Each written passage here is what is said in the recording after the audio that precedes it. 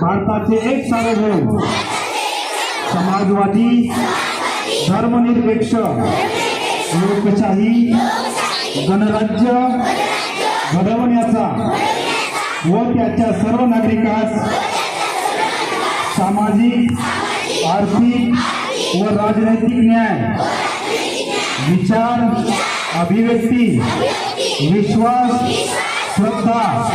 व उपासना यांचे स्वातंत्र्य दर्जाची व संधीची समानता निश्चितपणे प्राप्त करून देण्याचा आणि त्या सर्वांमध्ये व्यक्तीची प्रतिष्ठा व राष्ट्राची एकता देणारी बंधुता प्रवर्धित करण्याचा संकल्पपूर्वक निर्धार करून आमच्या संविधान सभेत आज दिनांक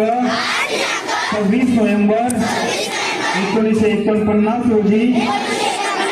याद्वारे हे संविधान अंगीकृत आणि अधिनियमित करून स्वतः प्रत अर्पण करीत आहोत। जय